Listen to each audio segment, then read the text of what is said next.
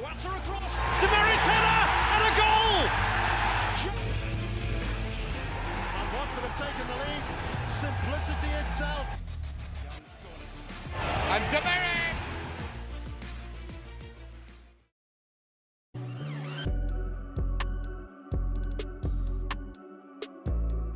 Hello everybody and welcome back to the Yellow Squared podcast. My name is Ned and I'm joined by my brother James as usual. And today we're joined by a very special guest, former Watford and US men's national team captain, Jay DeMerit. Jay, welcome to the pod. First of all, thank you so much for taking some time out of your day to join us. Well, first off, it's a pleasure for me too. I think the lifeblood of the game is lives in the fans and the people that want to share the story. So again, happy to hang out and have a great conversation. Brilliant. Well, we'll get started then with sort of your journey into football or soccer. Which one do you prefer it to be called, Jay? Well, I like to know my environment. So like, obviously I'm on an English podcast, so we'll call it football today. Good answer. Good answer, Jay. All right, James, I'll let you take this away then. Yeah, thanks. Hey, everybody. And hey, Jay, it's like Ned said, it's a pleasure to be chatting with you today. I think for those listening, you were in the Watford side at the sort of the time that I really started to kind of get into Watford. So that, Jay DeMerit, that total kit when you scored your first goal against Crewe, that was my kind of formative years of supporting. You grew with me then. We grew together. We were both babies. We definitely grew together. Yeah, I was certainly a baby for sure. Yeah, so it's an absolute pleasure. But I went and rewatched your documentary that you filmed. I think it was a couple of years ago now, wasn't it? And kind of your story I don't think is one that is spoken about often enough, in my opinion. That kind of drive and determination to just find your goal and go for it. And what was it like for you realizing that you wanted to play soccer, growing up in Green Bay, where obviously the Packers are massive? What was it like making that decision to be like, no, I like soccer, I want to go for it? And then how did you come up with the courage to go, I'm going to go to Europe and I'm just going to go after it? Because that's incredible. Well, I think all journeys got to start somewhere. And, I think mine, growing up in Green Bay was somewhere that kind of taught me this kind of, blue collar work ethic. You know what I mean? I grew up with a cornfield across the street from my house. I watched people get up and work hard. And I think that was a place that kind of led by example as far as like how I learned how to like get up and work. And I think, being from Green Bay also is a place where the town is as big as the football team.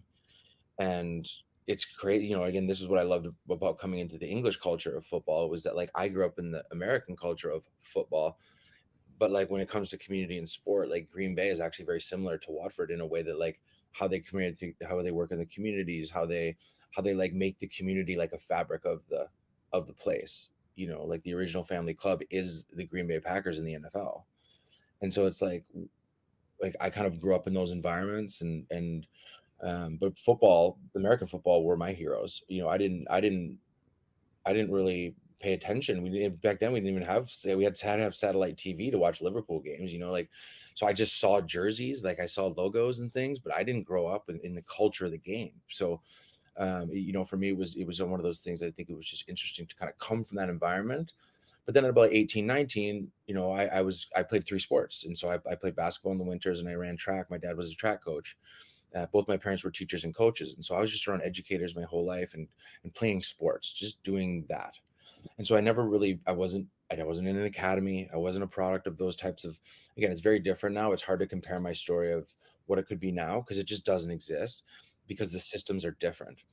But that being said, I don't come from a system, and in a way that gave me that renegade spirit that you talked about of why did I go, is because I had nothing to lose. And because thankfully I had enough confidence and belief in myself, because I had other skills, because I had a degree in design, because I had worked like 9 jobs and I knew what it was like to have a shitty work job. And I knew what it was like to not have to do that if I could play a sport for a living. And so with that mindset, I came in with a growth mindset to go, okay, I got an opportunity from, again, the Keane family, who, again, I played with Kieran, the oldest brother, in Chicago. And so he's like, I'm moving back to live with my mom and my family. Like, you should come. Like, yeah, you need those people in your life to give you that kind of springboard to the next dimension. And then I'm living in their attic on the floor for 9 months, playing for South Hall Town, driving out to Heathrow, like in the back of a dark van, because it was a 2-seater. I was just sitting in the dark for like 45 minutes with my duffel bag and like a pair of cleats. And like, what is going on? But in a way, like, I was learning the culture of the game, and I didn't know the culture of the game. I was just good at it, in all honesty. Like, I was just a good athlete. I was a good competitor. And as a lockdown defender, that's all you need. I don't need to be that good on the ball. I don't. I just need to win it and give it to somebody better than me. But I got to be out there and doing what I do. And that was always my best quality. And whether you play at the 0 division or you play at the World Cup, like, in my opinion, my ability to do what I always did never changed. It was the same. And so that's what got me to Watford. That's what got me the opportunity, sleeping on attic floors, making 40 pound a game, a little cash envelope. I'm sure you guys have played enough. You go cash, a couple beers on the Saturday, and then you're done for the week. You know what I mean? Like, and so it was kind of one of those trying times of like really questioning yourself, really kind of like getting within your own self-belief systems, and I think, again, I always call to my training of self-belief. Like, I believe that self-belief is trained. I don't think that, like, people just don't, they're not just, some people, I guess, are born with belief, but I think belief is something that you earn. Like, you have to believe in something, do it, know that you can do it again. Believe in it, something, do it again. You know what I mean? But you got to believe in something first and then do it to believe in it. And so, like, I had come from that environment. I'd done it enough times in my life to know who I was, where I wanted to go.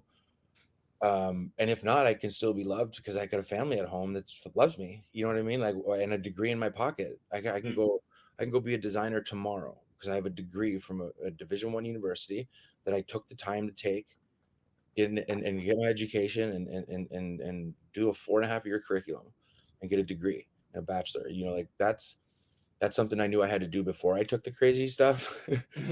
Like, it's one thing to take risks, but like, I do feel like it's easier to take risks when you have a healthy foundation. And I think that was certainly me. I had a healthy foundation to springboard off of, because I knew if I messed it up or if I didn't make it, then I could just come back and be okay. And that gave me the kind of mindset to really go for it.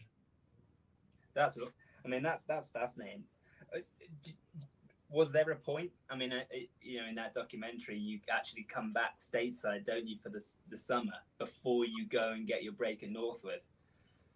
Was that nearly a point for you where you thought, oh, is it gonna go? What made you decide, no, I'm going back out there? It was the feedback from the tryouts that I got, that, right, because in May, when everyone gets released, they have these trial games. If, like, everyone gets released and then new teams pick them up. And so we got to play in 2 of them. And again, it was like, I'd come from like non-league, and remember, like, in the beginning of that season, like, I didn't start. You think they're just gonna walk into the non-league team and start me in England? No way. Like, I just sit on the bench for like 2 months and like train and get better and like show these guys that I can play. And then I play, and then it's like, finally, and then I'm a starter, and then I'm consistent. By the end, we're like, we're past Christmas, moving into spring, and I'm like finally getting like this little bit of a reputation. So for me, it was like, that's what got me into those games. And those games were like, both showed interest, both said come back, but can't promise you anything. But either way, that wasn't a validation. Even if I said no, the fact that I was in the game was enough for me to know that I was progressing in the way that I wanted to. You know what I mean? And again, when you do crazy shit, you gotta be able to be patient. You know what I mean? Like, you can't just think that it's gonna happen in a day. Like, I never in a million years did I ever think that I would like land on English shores and like walk up to a Chelsea and be like, hey, can you give me a tryout? You know what I mean? Like, yeah, right. It doesn't work. It doesn't work that way. You got to start at the bottom and you got to crack your way to the top. And that was always in the mindset. And so I wasn't someone that was like expecting big things right away. Like, I knew, when you come from a grinder position, that's what I've been like my whole life. Like, again, people that know my story know that. And again, I can always explain it more, but it's like, you come from the grinder mentality. All you do is know how to grind. Like, all you do is refine because you're grinding all day long. And so with that, I think it's just important. And that thing ended up, and that mindset really ended up being really the catalyst to all of it. And that's got to be something that for professional coaches and clubs, and then Ned might come in on this one in a minute, but that mindset and that mentality is something that is invaluable at all levels of the game, isn't it? Right. So do you think did you go into those games and those trials with that, like, as an advantage for you? Were you sat there going, I think I can outwill the opposition because I know where I've come from? Yeah, and I think when you come from those survival places, those adverse places, like, you hold on to it tighter. You're the kid that's signed at U9 and your eggs are cold and you're whatever you need, you know what I mean? Like, when the going gets tough, like, and him and I are in a situation, who's winning? I know who's winning. You know what I mean? Like, yeah. And so, because I'm not letting that go, I know what it took to get to this opportunity. So I'm not going to take it for granted for a second. Like, that wasn't something that was built into my code, because what I had to do to get there. Spine tingling. Yeah. And then before you know it, you're going up against Watford at Northwood, and then then you find yourself playing against Real Zaragoza. That's one of the craziest stories. Like? That's one of the craziest stories I have, because it really is. It's like, this one is like, because I do a lot of speaking engagements. I do a lot of, like, teamwork talks, and I run youth programs for teenagers, and I do a lot of, like, telling stories in different ways. But this is one of my craziest stories about this, like, concept of called self-talk. It's like how we talk to ourselves, and like how our most important conversations we'll ever have are the ones we have with ourselves. And the Real Zaragoza game was my greatest self-talk moment. And so, again, I haven't even trained with the first team yet.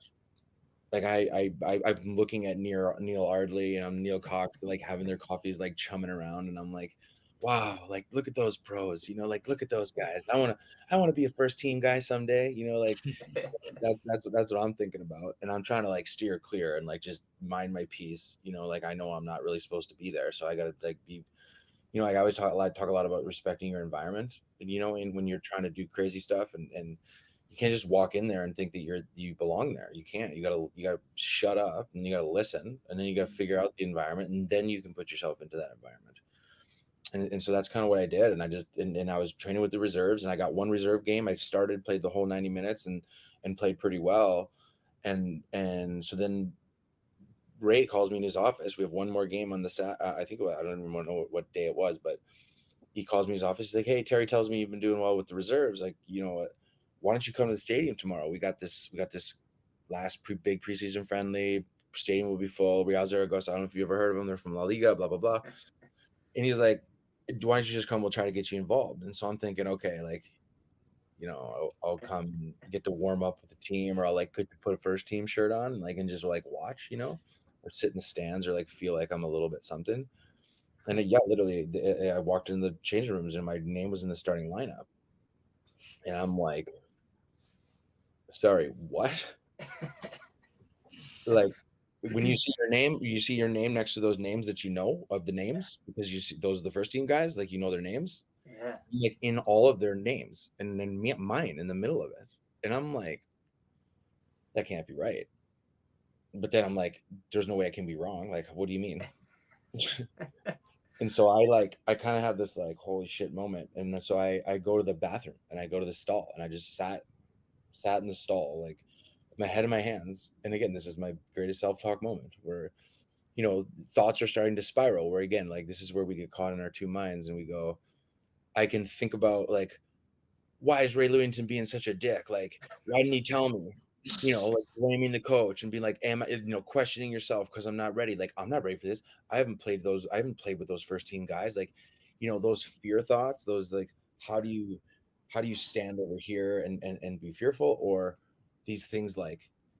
And so I remember, I think I even, like, slapped myself in the face. I think I slapped myself, and I said, and I'm just like, shut the fuck up. Like, this is what you've been sleeping on the ground for a year. You know what I mean? This is why you've been, alone in a foreign land, trying to make it, kicking a ball against a wall and drawing X's on it and working odd jobs, and so you can get in a situation like this and now get scared. Like, no way, dude. I'm not letting that happen. This is your opportunity of a fucking lifetime. So go nail it. You know what I mean? Like, and so that's basically what happened. And I walked out of there and just, I do what I always do, and that's know what I'm good at. And that was always my rule. And that's why I said earlier in our conversation, it was like, I was the same player, whether I'm in the 9th division or the Premier League. Like, I'm the same player. I'm competing, I'm winning everything. I'm not letting that person breathe, and I'm testing that dude left, right, and center as many times as I possibly can, in as many ways that I can, to disrupt his rhythm. That's it. Win the ball, give it to somebody better than you. That's my jam. So, Amazing. Jay, you obviously impress in that final preseason friendly. You impressed Ray Lewington, and that first professional deal comes your way. How did your life change? How did it change from, sleeping on the floor of an attic to suddenly playing in front of 10, 15,000 people at Vicarage Road? Well, it was only a 1-year deal for $25K, but I did buy my first LED screen TV. Yeah, I can watch movies in bed. So that's one thing. And I was, at the time, I was still living in a council flat in Camden, and I never left Camden. Like, I was always a Camden guy. Like, I lived in Camden for 8 years. Like, I couldn't leave the place. And so it was like, okay, now how am I going to get out to training every day? And so I got like a secondhand Mini Cooper. Nice. Then I started learning how to drive in the other direction on the wrong side of the road. And made it happen, and it didn't make it for me. Like, I just looked at that year as like, I'm still on trial. Like, I'm a trialist. Like, thanks for the extension is basically where my brain was, and I do talk to young players about this a lot. Like, when you enter the gate, like, don't think you've made it. Just be appreciative that you've entered the gate. You know what I mean? Like, don't start thinking you're somewhere when you're not. Like, you just got here. You know what I mean? Like, you're on trial, like, straight up. And so that's kind of was my mindset. I just made sure that I showed up, and I had to, because I had known, because I've been in those positions before. Like, when you're in the back of the line, like, you gotta figure out how you're different. Like, how are you going to get to the front? Yeah. You're not going to do it just by standing there. You're going to be doing stuff. You're going to be trying new things. You're going to be working hard. You got to be like somebody, like no one else. And then you get picked. And so, like, I just concentrated on the things that made me me, but it's also like, you also have to concentrate on the things that are not going to get you picked. And so that's where I got to ask the hard questions. And so I would ask coaches. I'd be like, well, if you were to say, if I could prove on one thing, what would it be? And again, two of them out of the three were like, left foot passing out of the back and a long diagonal ball. Okay, great. Thanks for the feedback. Yeah. I can do that now. I can go kick a ball up against the wall, and I can, like, make little boxes and, like, try to land diagonal balls in that little box, and, like, don't come in from training until I do it like 6 times in a row. Like, that kind of stuff where I'm like, I'm just creative, and that's what that was built from learning how to have, an art and design degree. Like, I just look at stuff and get creative, and that's then I started to train, and I got better. And the good thing was, is as time and levels would have it, you wait for your opportunity. Sean Dyche, again, great center back, and who was playing in front of me, and I got to learn from him and Neil Cox. Like, those are great CBs to learn from. Both generals out there, both really experienced guys, but both the guys were older, and they didn't want to do a lot of the doggy stuff that I did, and so we complemented each other quite well. And then Sean tore his groin, and it was a pretty bad one. I think it was like a 6-weeker, and that's when I was like, okay, I got my shot. And then I played 30 games, and Sean got sold at Christmas. So it's like, and that's kind of how it works. And I couldn't believe it that I got to play at Anfield my first year. I'm walking out tapping "This is Anfield" sign. And 6 months earlier, I'm tapping a Snickers bar at the store, trying to, like, make like $20 is going far. Oh, that was an amazing cup run. I mean, I remember that one vividly, because I mean, it was a challenging time for the club, wasn't it? Financially, and just everything going on around the club. and I remember that cup run vividly. What was it like in the dressing room around the squad, like at that time? Were the pros good with you? What was the atmosphere in the team like? Was it really? It felt like it was a bonded group, and I think that's what I resonated. That's why I kind of resonated with the club at the time. It just felt like everyone was together. Was that the case? Yeah, no, I definitely think so. And I think, I mean, you do have to be of a certain character to play at Watford, in my opinion. And also, I think the club does bring in people that are more like, teamwork minded, in all honesty, because I think it's built into the fabric of the club. I don't, maybe I would say more then than now, if I'm honest. Yeah. But I definitely think it's built into the fabric of the club. And at that time, especially, they were teamwork guys. Look at the leadership down the line. You got Gavin Mann, good solid pro. Sean Dyche, good solid pro. Neil Cox, Neil Ardley. Like all those guys, good solid pros, consistent men, like good leaders. Do it together. None of them are like going to do it themselves. That's kind of. And then again, all I was trying to do was learn. Like I wasn't trying to lead at all. Leadership came later. I was just trying to listen. Yeah. Okay, so Jay, first season in England, is going on currently. We'll rewind time, and January rolls around, and it's Crewe Alexandra at home. Jay, you're winning 2-0 at half time, and a minute into the second half, this happens. Yes. And it's headed away by Moses. This is Varney, who's come very deep, and DeMerit has gone really well here. And DeMerit has got his first goal for Watford. And what a strike by the American. And Lewington jumps for joy. It's an absolute bullet of a goal. And there will be a big, big smile on the face of the immensely popular American within seconds of the restart. Watford ahead by 3-0. There it comes. So, Jay, strike. How were you feeling in that moment to score your first goal for Watford? Well, as you can see, I suck at goal celebrations. Like I never know what to do. Like I don't know. I guess I never really expect myself to score, but when you do, like it's just like I don't know. I just wait for my teammates, I guess. But you just like those types of things when you kind of go out of body, where it's just like you just instinctually do. And the ball just kept presenting itself. And I'm like, oh, I can hit this. And I'll hit it. And then it goes where you want it to go. And there you are. But I mean, what a way to kind of enter, into the field, like again, as players, you don't want to enter into the field with an own goal. You know what I mean? Yeah. Enter in with stuff like that. And so I think, for me to kind of have that first season that I did and it really helped. Because again, coming from America, you got to earn your stripes, especially at that time, there weren't a lot of Americans that have played. There weren't a lot of them. And if they were, we had a reputation like, well, you got to prove it. Like, we're not going to believe you.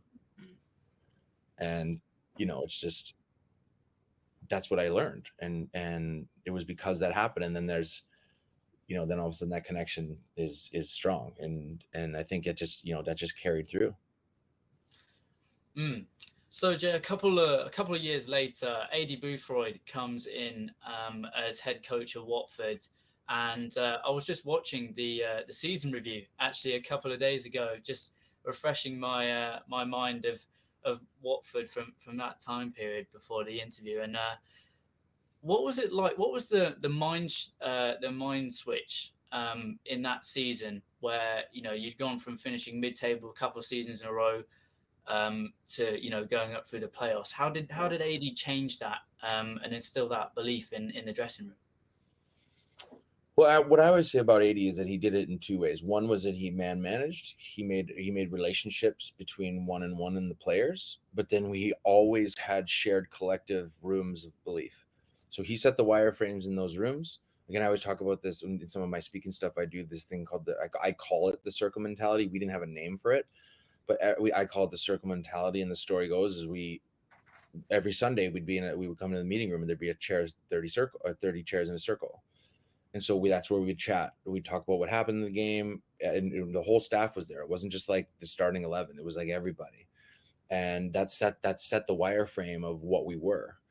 And again, we all thought he was crazy in the beginning, like the youngest manager in all of football at 34, never had professional experience in coaching. He was a youth director, comes in and on the first day tells us we're going to be promoted after we've lost our first 3 games of the season. Like we're dipped to go down.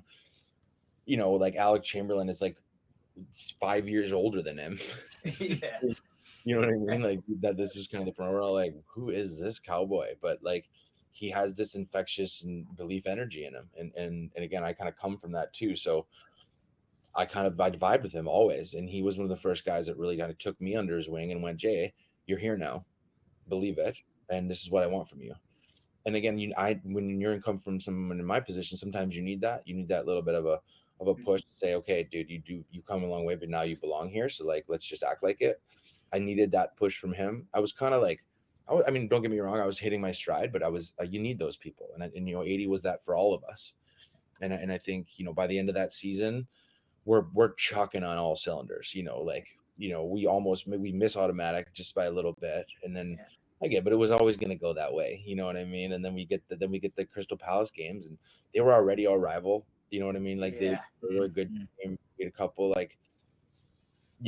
couple good rivalries between like Marlon King and their center backs and you know, the guys up front for them. And you know, it just was a good rivalry. And I think we just came in with such a well-oiled machine, and we had just, again, that circle got stronger. Going back to like, imagine how many times you do that in a year when we're holding each other accountable. We're talking about things where we're improving because we're refining, and when that circle, because we're in a circle, we keep each other accountable, which is like, remember last week when you said that you weren't going to do that and you just did it again?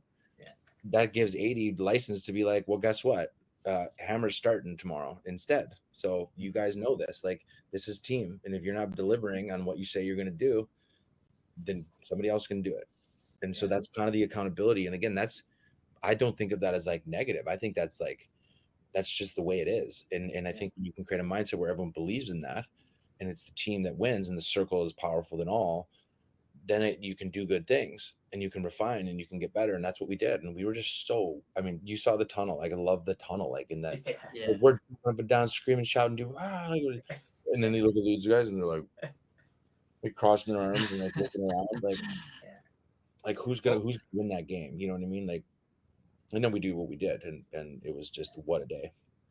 Yeah, I mean, I couldn't get to the game, unfortunately. I couldn't get there, which was a real shame. But I mean, you're right. That tunnel and the atmosphere as well. It must have been incredible to be in the Millennium Stadium. I know you had your family there, and I know that was like a really special moment for you. But you know, what's the atmosphere of a playoff final like? I mean, again, a good thing I grew up in NFL stadiums, and so like for me, it was like playing in a Super Bowl. Basically, is the way I looked at it.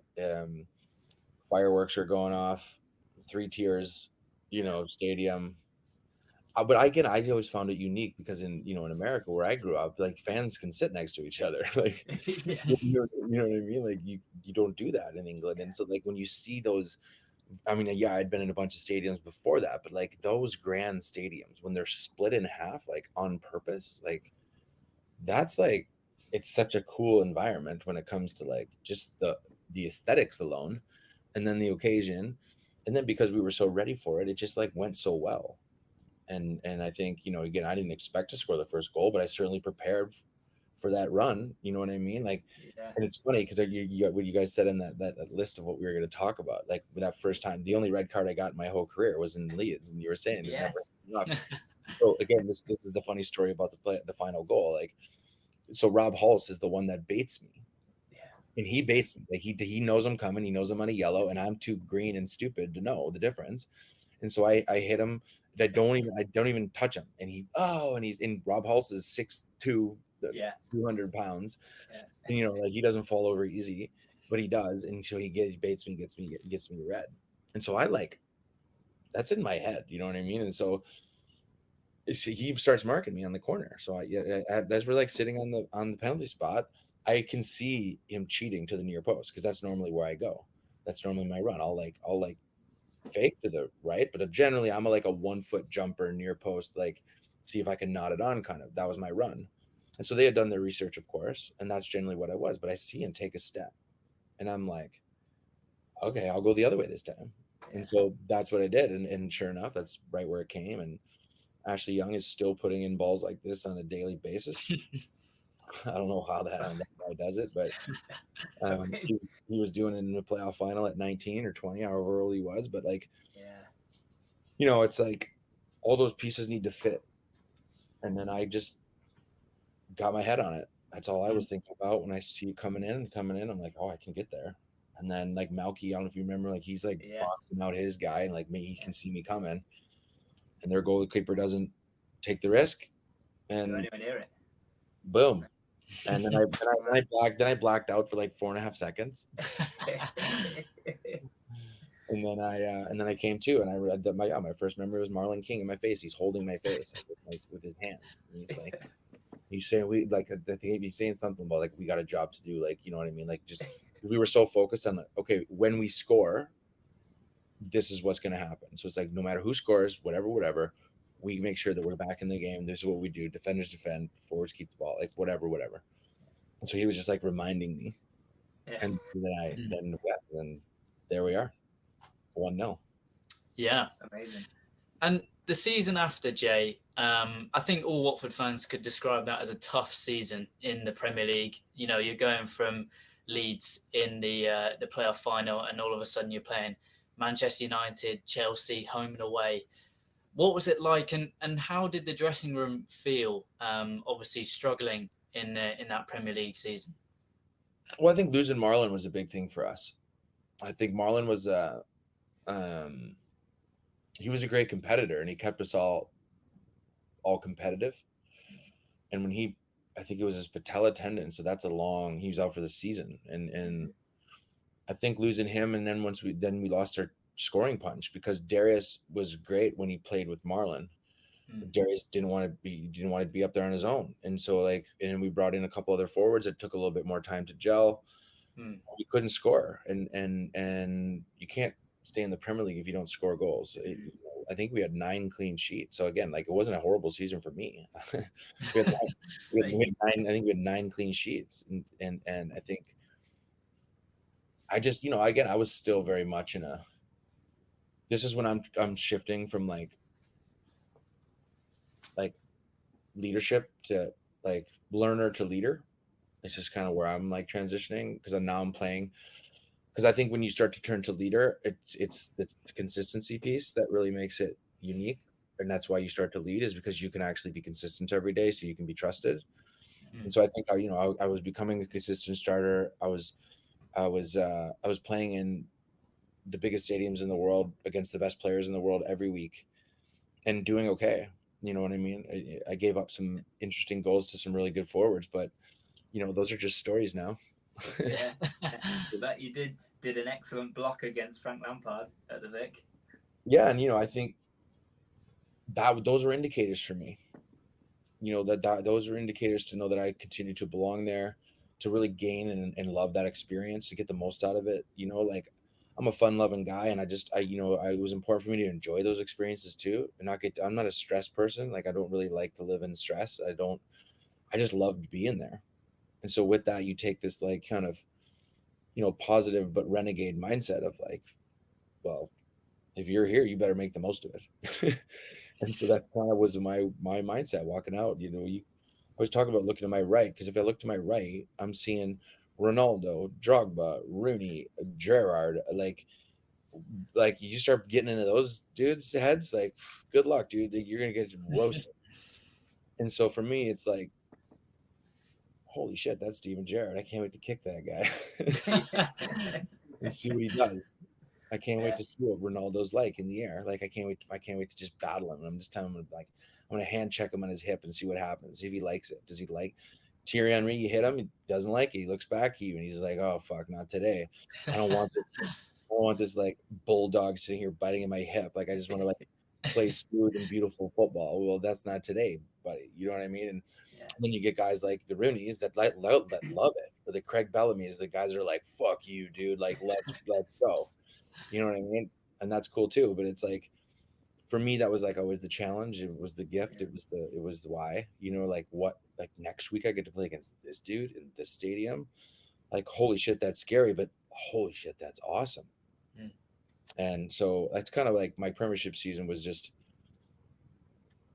it was such a good time. And every game was on TV in the States. And so like all my friends are watching every one of my games. And like, you can feel that too, like, cause I spent a lot of my journey alone, like, and then all of a sudden you get there and everyone gets to enjoy it with you. And like, you're on NBC mornings and stuff. Like, that's pretty cool. Do you think that was the season that you grew the most as a player, or not?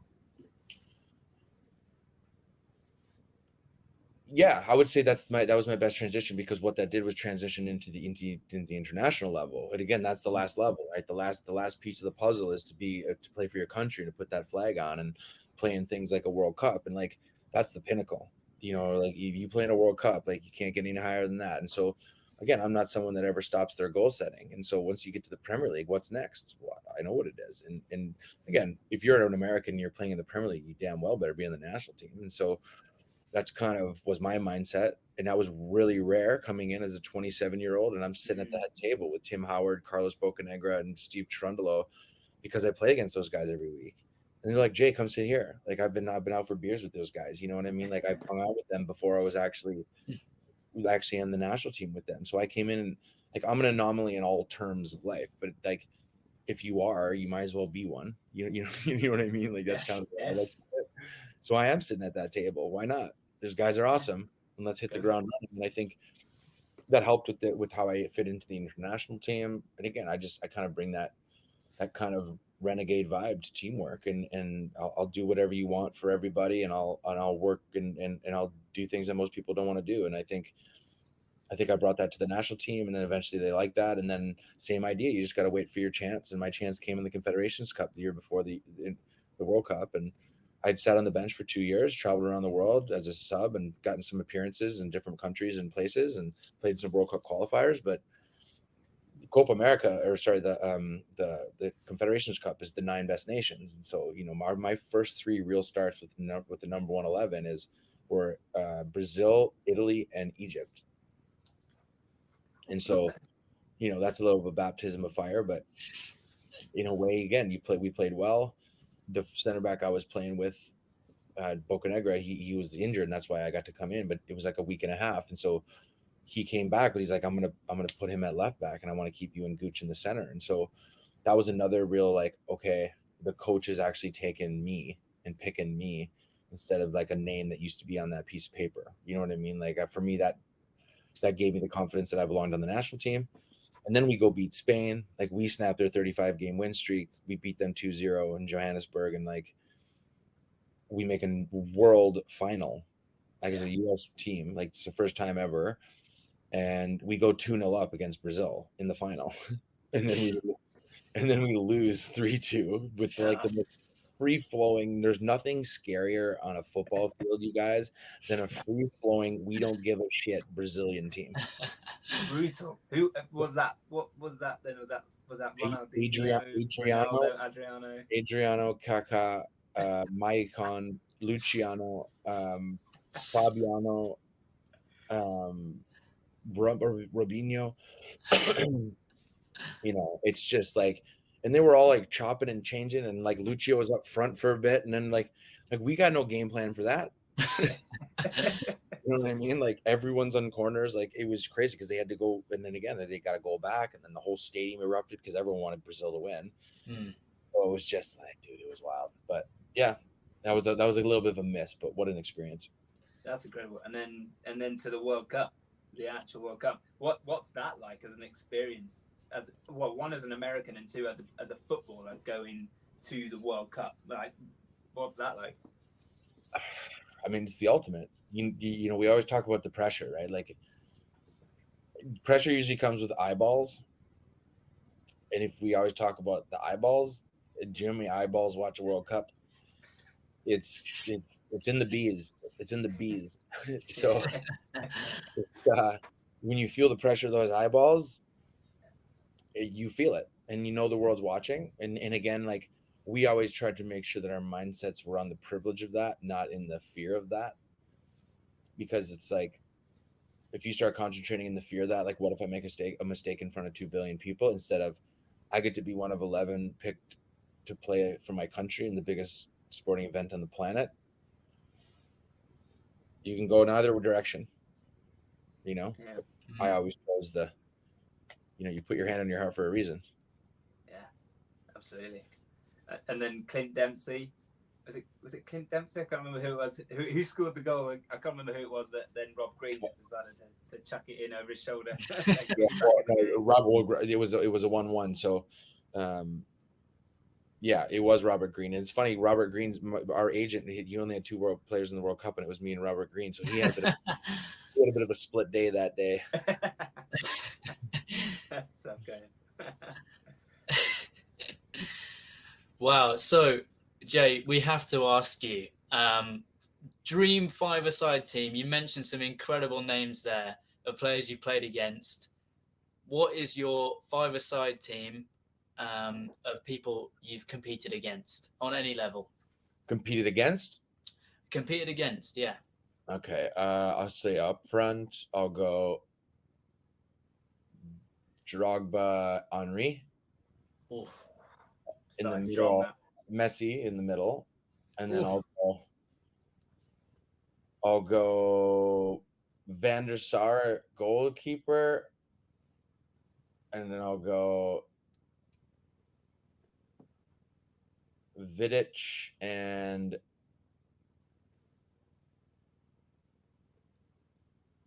Ashley Cole.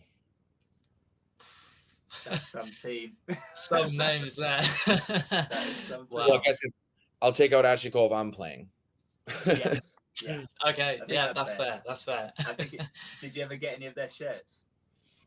Yeah. I mean, I don't know. Like, I used to get like a little bit angry with jersey chasers that just like run around and like you're on the same field. You know what I mean? Like, Yeah. I never really chased them. But I did. I mean, Javi Longo, Spain. I've Pirlo, Italy. Oh, yeah, nice. Yeah, I think those 2 are my best.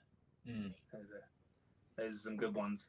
Mm-hmm. And then, go on. Are you going, Ned? Yeah, sorry. Post football, Jay.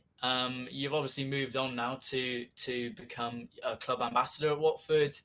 You obviously do some work with RisexShine and Treaty United. I believe you've sort of designed a kit with them in the past year or so. So, what's life been like after retiring from professional football?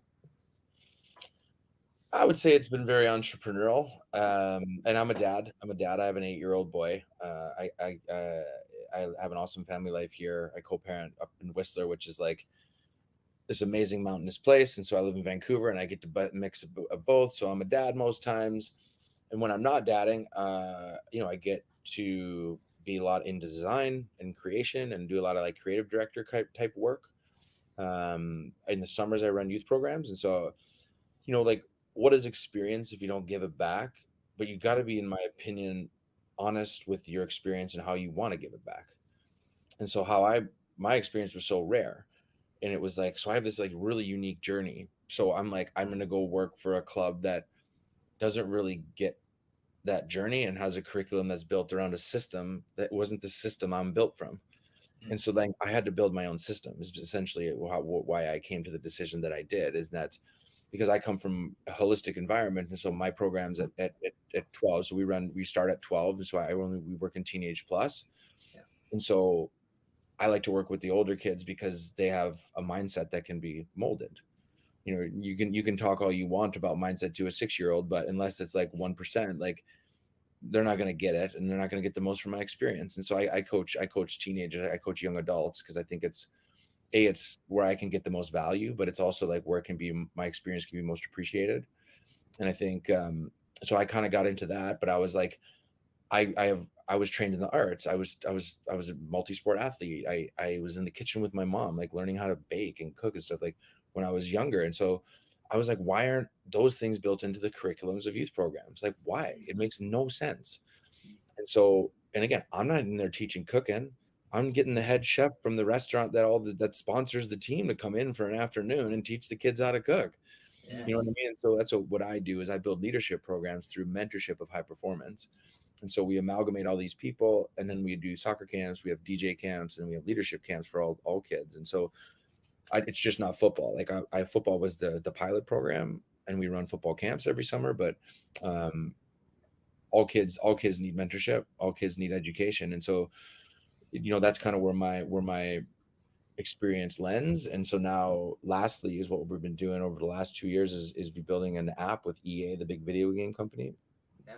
And they're here in Vancouver. And so we partnered with them a couple years ago. COVID was weird. Like, that's why it's taken a bit longer than we've expected, trying to get our feet back on the ground after, having to basically lay off all the employees and then restart. And so anyway, good news is though that we've created like an engagement vehicle online for free that people can like earn cool prizes, or clubs can like create engagement after you gamify learning. And so it's like, let's just say for Watford. So I've been talking to the club about it, and when our when it's ready at the end of the year, Watford's going to be one of our pilot projects. And so, like, again, you guys are Watford fans, okay? Like, you have jerseys on right now. Let's just say jersey as an example. And so, like, new kits coming next year. You got to go behind the scenes and watch 3 episodes about the designer that designed that jersey and why. And then, but you got to learn about that person through a 3-minute episode. Then you got to learn about how a jersey's made. And then you're going to see it all put together in one last episode. Wow. And because you learn that you've engaged with that club, you're more willing to buy it. You're more willing to be engaged with that. But now at the end, you score points because you take quizzes and you interact with that content. And so there's lots of different ways we interact with it. You can do a challenge. You could like set up your phone and do a chant, or like you can do all that stuff in one place, and it's all built from here.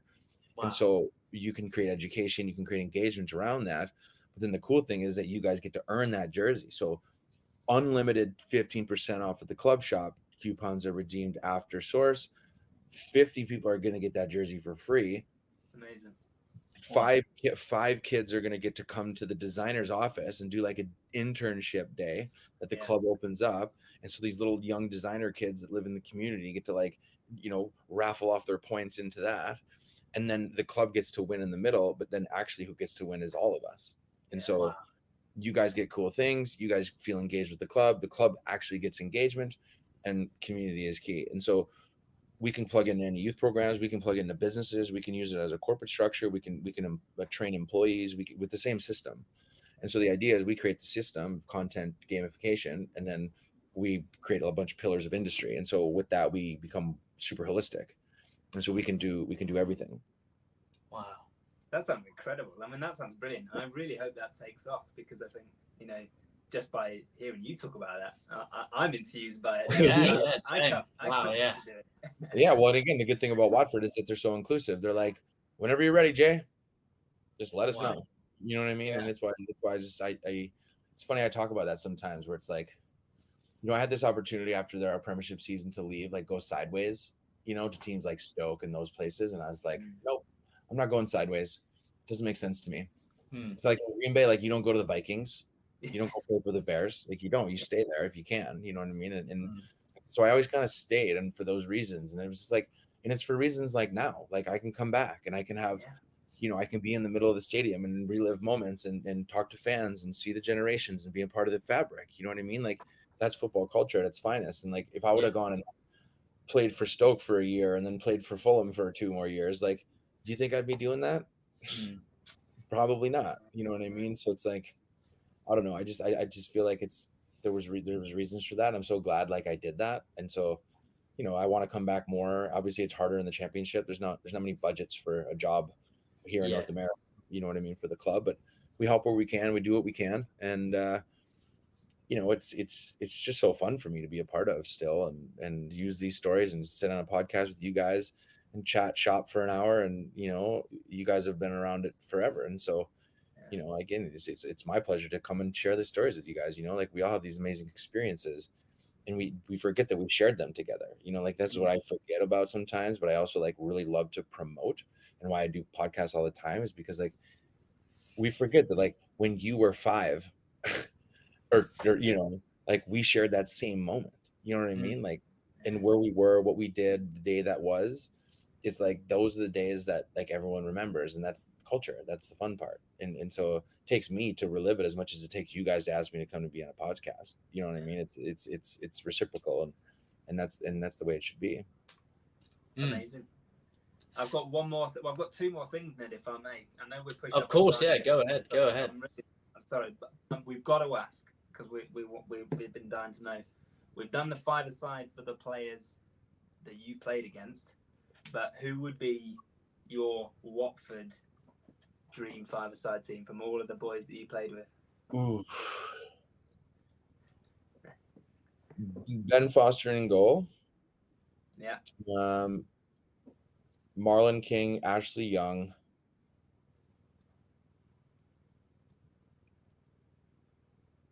I'm gonna go. Trying to think who's at the back with me. Clark Carlisle. I love playing with Clark. Oh, Wow. that's a very good Clark shout. Carlisle, he was a menace. He was a great guy. We worked well together. And then I'm gonna say Anthony McNamee. Brilliant. I'm so glad you brought Anthony McNamee up, and I'm sorry it's taken. I'm gonna say Macca. 59 In a minutes five-a-side, Macca crushed. That guy. I mean, there's so many clips of Anthony McNamee from like all of the highlights videos. There's one game, I think it's in the 04-05 season. He's just running around the near side on the sort of the Rouse stand as it was then, and then he just puts this perfect dipping cross in, and Helgeson comes flying across and just clips it with his foot, and that was for me was Anthony McNamee. Hyder. He might have to sneak in there. I don't know. But yeah, no, that team was good. We were good. I had fun playing with those guys. That's brilliant. And then last one, you played with a certain Tom Cleverley in this season. Yes. Got my shirt as well. Yes. He's now head coach. How does that kind of make you feel, seeing that Tom has now sort of come through, played with you, and is now coaching the side? I love it. I think that Watford's a club where ex-players should coach. And that it kind of, again, I just think about the culture of the club, and I think he's perfect for that. He's shown his loyalty to the club for many years. He shared those moments, and I think he's learning. He's new. He's already a good leader. You know, like he's captains for a reason in the teams that he's been on, and so it's like, you know, these are the types of characters you want. He's a grinder as well, though. Like he's got that grinder mentality, and I think that he brings that. And then it's about getting the guys to get on your page at the end of the day. His management skills will be seen, but that's going to be his, you know, again, like I hate, then they just start throwing around these popular names again of these free coaches. It's like, well, why would that dude come and coach us when Tom can do it? You know what I mean? Like that's the way I look at it. And I just hope he gets a fair shot. Yeah, likewise. We're all behind him on the pod here anyway, mate. Yeah, 100%. Absolutely. Firmly behind Tom. Hope he does the best he possibly can. And we try and be as balanced as we possibly can on the pod, and we're always behind the boys. We try not to be too negative. But yeah, firmly behind him. Just hoping he can succeed in 100%. the time he has. Love it. All right, Jay. Thank you so much for joining us for the hour. We won't keep you for too much longer. But yeah, it has been absolutely amazing to listen to your stories and just chat with you on the podcast for an hour. So thank you to you, and thank you to you guys for listening at home. And yeah, we'll be back very soon with another podcast. And yeah, we'll see you very soon. Take care, guys. We will see you soon. Thank you guys. Appreciate you. Yellow Army. Get Cheers, after. Jay. See ya. See ya.